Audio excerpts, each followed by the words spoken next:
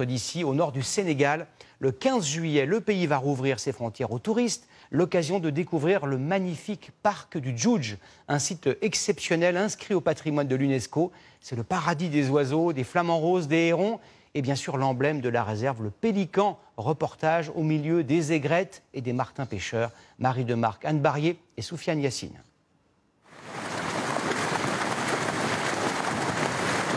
Dans le delta du fleuve Sénégal, la troisième plus grande réserve ornithologique au monde. Je n'avais jamais vu autant de pélicans de ma vie. Nous sommes complètement encerclés, regardez. C'est magnifique, magnifique. Des milliers de pélicans, en pleine partie de pêche, avec une stratégie très précise. C'est une zone très poissonneuse.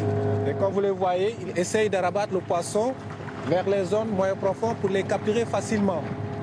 Les pélicans utilisent leur bec comme une épuisette.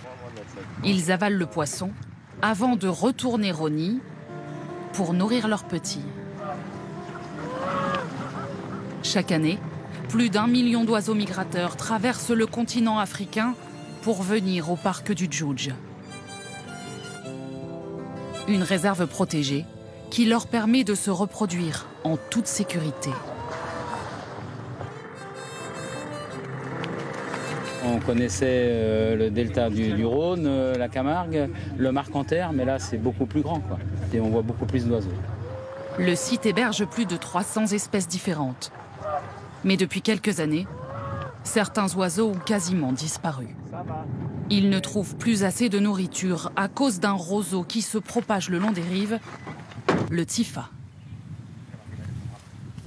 Donc avec l'envahissement de cette espèce-là, vous avez vu qu'il n'y a presque même pas de vie. À part quelques insectes, il n'y a plus de poissons, il n'y a rien. Puisqu'actuellement, tout l'oxygène est conservé par la plante. Il n'y a plus d'oxygène dans l'eau. Le Tifa, qui prolifère en eau douce, s'est répandu après la construction d'un barrage en aval du fleuve. Et il est presque impossible de s'en débarrasser. Ça a été coupé il y a moins d'1 mois. Mais c'était où avant? C'était là, à l'intérieur du Gorom. Ça pousse trop vite. Les gardiens ont pris conscience des dégâts causés par le Tifa en multipliant les recensements d'espèces dans la réserve. Chaque mois, avec l'aide de plusieurs villageois, ils sillonnent les 16 000 hectares du parc pour compter les oiseaux. L'opération s'effectue toujours au petit matin ou en fin de journée, quand la lumière n'est pas trop forte et permet de mieux observer les animaux. C'est l'endroit où il y a la plus grande concentration des oiseaux qui viennent d'Europe, des oiseaux migrateurs d'Europe. Pour ne pas effrayer les oiseaux, il faut se tenir à bonne distance, caché dans un poste d'observation. Combien? 3, j'ai vu. 3. Ce jour-là, en revanche, aucune trace de la sarcelle à oreillons. Ce canard, qui se nourrit essentiellement de nénuphars, a déserté la réserve. En 2005, en 2006, donc on a compté beaucoup au niveau du Grand Lac, plus de 100 quelques. Et pourquoi elles ont disparu? C'est à cause des nénuphars. Et avant, il y avait beaucoup de nénuphars. Maintenant, il n'y en a presque plus. Les nénuphars ont été remplacés par le Tifa. Mais ce n'est pas le seul problème de la réserve. Le parc du Djoudj est aussi victime du réchauffement climatique.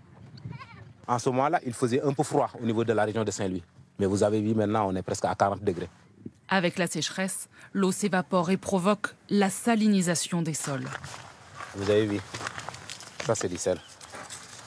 Des étendues de terre où plus rien ne pousse, plus rien ne vit. Même les oiseaux là, vous ne les avez pas vus de ce côté-là. Ils sont concentrés de l'autre côté. Quand le désert avance, les oiseaux se déplacent. Alors, pour sauver cet écosystème, les autorités tentent de reboiser le parc et ses alentours. Pour que cet îlot de verdure aux portes du Sahara reste toujours le sanctuaire des oiseaux migrateurs. Magnifiques images tournées à l'extrême nord du Sénégal. Sur LCI.